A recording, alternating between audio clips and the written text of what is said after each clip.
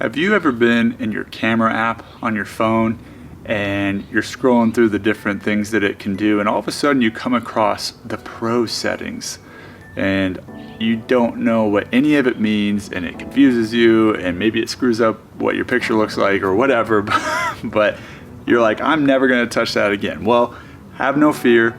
That's what we're doing today.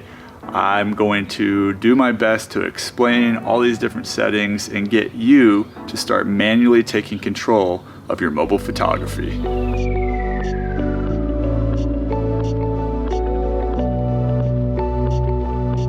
Howdy y'all, my name's Aaron, and for anyone that doesn't know me and my story, I have been diving into the depths of photography for the past year and a half, and I've learned quite a bit along the way. So my goal in this video is to pass on some of that knowledge and to help you guys conquer the fear that comes with these pro settings, which that's a little bit misleading. It's just the manual settings. But anyways, before we get into the phone and I show you exactly what I'm talking about, there's kind of two things that I think need to be understood. And one is the fact that what we're talking about is what it makes up the exposure triangle, right? So there's three components, and we'll get into that in a second. But that's essentially what your phone is doing that anyways. Whenever you just take a photo, now you just have to manually take control of those different components and apply them yourselves.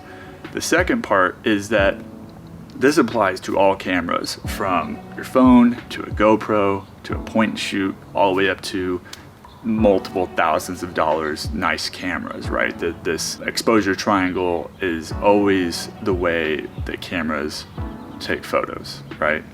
So with that said, I'm just gonna run through the settings on my phone, and I'm gonna record the screen so you guys can follow along, and hopefully we can make this make sense.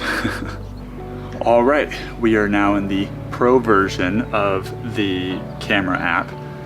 If your phone does not natively allow you to use pro settings, there are different apps you can download. I will put a few of them down in the description below. So for the sake of understanding it though, we're just gonna go through my native. This is the Samsung Galaxy S10 Plus, huge Android Samsung fan. Anyways, not the point of the video. So the first thing we're going to talk about is the ISO, right? So that's over here on the left, and it's kind of disputed what ISO means. It really doesn't matter, but essentially all it is the sensitivity of the sensor to the light, right? So let me show you exactly what I'm talking about. By the way, I have all the other settings locked off, so nothing else is going to change. So as you see this, right, as I move up on the ISO scale, now everything's completely blown out, right? There's nothing left or whatever. So I bring it back down, and every camera, every sensor has an ISO range. So on my phone, natively, it goes from 50 to 3200. Normally, you're gonna wanna keep it as low as possible, right? And the reason for that is it is going to introduce the least amount of noise, right? Which is that kind of red, bluish kind of, I don't know. Here, I'll show you a picture of what I'm talking about. So essentially, it's not desired, but in some cases, like if you're shooting at night, it's gonna be somewhat required. Now, the phones do an incredible job of kind of using software to get rid of it, unless you're shooting in RAW, and then it's all gonna stay there. But we'll get to that in a little bit. So for the sake of understanding this, for the most part, as a general rule of thumb, you're gonna wanna keep it as low as possible, right? If you do need to bring it up, which in this case, obviously I don't need to, then, go ahead and do so, right, to get the correct exposure. But trying to keep it as low, close to zero as possible is gonna be your best option. So the next thing on the list is shutter speed. So we'll hop over to shutter speed here, and it's the same principle, right? As you move it back and forth, it changes how bright and dark your image is, right? But what shutter speed is actually doing is changing the amount of time that your sensor is exposed to the light. So this is, once again, right, if I'm not going to change my ISO because I want to keep it as low as possible, then shutter speed is where it's going to come in to change the actual exposure. Now, in a lot of times, right down here, you can just switch it between manual and auto, back and forth, and that will be somewhere on your screen usually, but that kind of allows you to dictate that. The other area that shutter speed does change is how crisp the image is. So if you shoot at a higher shutter speed, you're going to introduce less camera shake, right? Because it has less time to observe, movement of your phone or your camera or whatever. Now, if you want to get creative and you kind of want the, maybe you want the water to look really wispy and everything like that, then you have to leave the exposure or the shutter speed open for longer. The problem is you're letting in more light. So now you might have an overexposed image. So this is something you have to just kind of experiment with. If it's too bright, that's usually going to work in a darker setting, but just something you have to kind of play around with, right? But shutter speed is relatively simple. Now, the last aspect of the exposure triangle is aperture. And most phones don't actually have this because aperture actually comes in the lens, right? Shutter speed and ISO deal with the sensor. Aperture is in the lens. And since phones don't have lenses, it makes it difficult to really have an aperture. Now, my phone does actually have it. Down here in the bottom left, you can see as I click it, not a whole lot changes. But for the sake of this video, just understand that as the number is closer to 0, it's going to let in more light, right? As the number increases in value, it's going to let in less light. Now in this case, I only have 1.5 and 2.4, as you can see that, hit the shutter speed. But as I switch back and forth there, you can see that it changes a little bit. And it makes it a little bit more of a difference if I actually change the shutter speed, and now when I touch it, you can see it makes a bigger difference, right? So as at f1.5, as you can see here, the image is a little bit brighter. If I hit it and go to 2.4, it gets darker. For the most part, unfortunately, the only two parts of the exposure triangle that you're going to be able to control with your phone is ISO and shutter speed. If you have an aperture setting, which I'm sure will become more popular as phones get better, but it's going to be limited as is anyways. Now keep in mind that if you are applying this to a camera that does have these settings, there is a little bit more that goes into it, and maybe I'll make a little bit more advanced video on this topic, but for now I'm just kind of sticking to the mobile aspect, so we'll go ahead and move on. Now within the built-in app for Samsung, it does have these different settings: temperature, which gets more warm and cool, which is also known as white balance, and you have a tint, which goes to green to magenta, and you have contrast. You have these different things to play with. Now normally these are settings that you're going to deal with whenever editing a raw photo, but they've actually included this directly into the app. So if you kind of want to maybe boost the shadows a little bit, and then maybe bring down the highlights, or if you want the highlights brighter, however you want to do it. I don't personally use this setting too much because I always edit the images in a post-processing software such as Lightroom, but anyways, that's just another thing in here. So if your phone does have that setting, then that's something you can do as well. Alright, so the next aspect that you can control is the focus, which is arguably the most important part. In this case, it's very simple. If I leave it in autofocus, you can kind of see these little white dots all around. So it's picking all these different areas, and then look at this light beam coming in right here. That's kind of cool. Anyways, so you can see it's picking these different areas, and that's because up here in the top right, I've clicked on, now it says autofocus center, now it says multi, center, multi. I always recommend leaving it on multi because it's going to pick different points and focus based on that.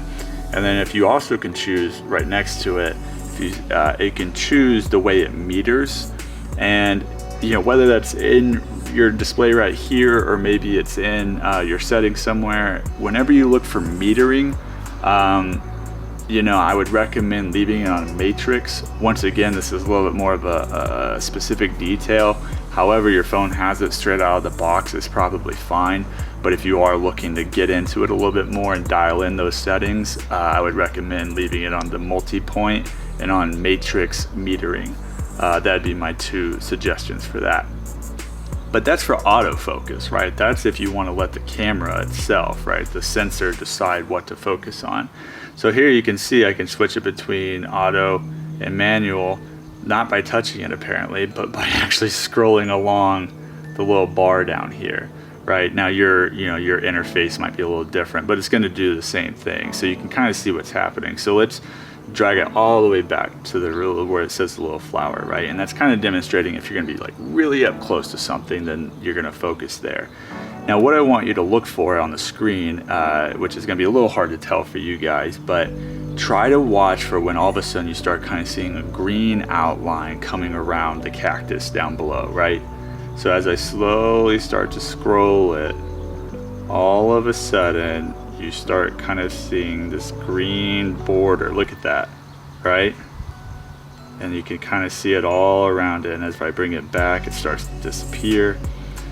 So when you're this far away from your object, most of your object's going to be in focus. But say if I want the tree back there to be as blurry as possible, I might leave it, say right here where a lot of the cactus was green, right?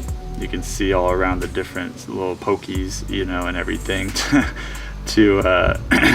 they're all green, but the tree in the background is still kind of out of focus. So even though you don't have aperture and you don't really have the ability to play with depth of field as much, because aperture is how you kind of cause that effect in higher end cameras, you can sort of use this software digital focusing method to sort of change the way that is, or maybe if you're using portrait mode or live focus or whatever, and it's just not doing a very good job, maybe you could come in here and really focus someone, like, if you're trying to get really close on someone's face for a portrait, and use the manual focus for that. Now you have to be careful, because as you move the camera closer to the cactus and further back from the cactus or someone's face or whatever it is, this is going to change. It's very sensitive. So, if you move your camera very far, maybe just, the movement of your arms is fine, but if you're going to, take a photo here and then take a step back, you're going to want to redo it, because it's going to end up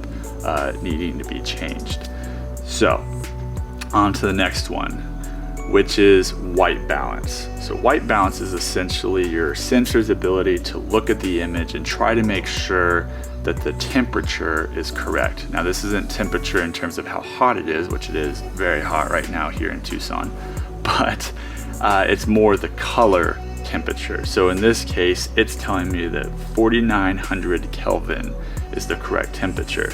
Now what happens if you change it? If I put it on manual, if I lower the temperature, it gets cooler. Now this works just like you would imagine, if the temperature gets colder, you kind of think of a bluer, like it's just, you kind of imagine that kind of feel. Whereas if you're thinking of something like the beach and it's really hot, you're thinking of warm, sunny, orange, that kind of stuff, right?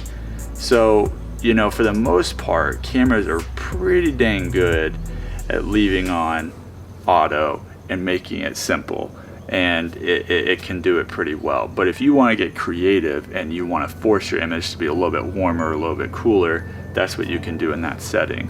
Also, a little pro tip, if you do decide to start editing your images, when you shoot in RAW, it actually is able to capture pretty much the entire range of temperature, so you can actually change the temperature in post. So that's why a lot of professional photographers leave it on auto, and then if they want to change it later on, it's easy to do so. And the last thing we're going to look at is what's called exposure compensation. And essentially all this is if you're going to leave your settings a certain way, say you want your ISO to be 50, but you don't really care what your shutter speed is, but maybe you're looking at your image and you're like, it's a little too overexposed, right? Well, now I can just drag it down and it starts to underexpose the image by -1 stop, which we won't go into exactly what stops are, but essentially it just darkens your image, right? And you can go all the way down or bring it up. So it's just another way of, if you don't want to actually deal with all the settings, or in this case, to be really specific, this is if, okay, I want to leave ISO at 50 and I don't want to actually manually have to change the shutter speed to figure out if it's properly exposed. You leave the shutter speed on auto and then you simply just move your exposure compensation back and forth, and then it changes the shutter speed for you, right? So that can be really helpful if it's just another way of doing it, just another thing to experiment with. And yeah, that pretty much sums up everything you're gonna have to deal with whenever you're going through your pro settings, your manual settings on your phone. So like I said at the beginning, if you don't have a native camera app, or you are looking into actually editing photos, I would recommend Lightroom CC Mobile app. It is free with a lot of the features, and it does allow you to shoot in DNG, which is a raw format for the most part. And then if you want to get into editing your images, that is something you can do, and it does all that. If you want to use all the features, especially the cloud-based services, you will have to get the subscription. But the app itself and the editing and taking the raw photos with the manual settings and all that, that is built in natively to it for free. So that's definitely another, or one of the apps I would recommend. And like I said, I'll put a few more down there that are, I think, worth checking out. If you are using your native app and it does have the capability like the Samsungs do, in your settings, you can actually scroll down to, let's see, it's been a while since I've looked for it. Right here in Save Options, and you can see the middle option there says Save Raw Copies. So essentially, when you take it in Pro mode, it will save a JPEG and a RAW. So if you're just wanting to use the Pro mode, you don't have to edit it. You don't feel like you have to. But if you turn this setting on, then it'll save a RAW copy, and then you'll have to move that copy into a software that can read it, and such as Lightroom, and then edit it from there to your desire. So that is it for me in this video. Super down and dirty. Hopefully that makes sense. Hopefully that gives you a starting point for all of this. It's not scary, but it does take time. I would say that's my biggest piece of advice is, you know, play with some settings, try it again, watch this video again. If you have any questions, as always, please feel free to reach out to me. But yeah, you gotta stick with it. It's been a year and a half and I still make mistakes, you know, and there's professional photographers that have been doing it for decades and still make mistakes. So don't get discouraged. Keep being creative, keep trying new things. Yeah, like, subscribe, share, comment, do all the great things that is requested on YouTube. And until the next one, see ya.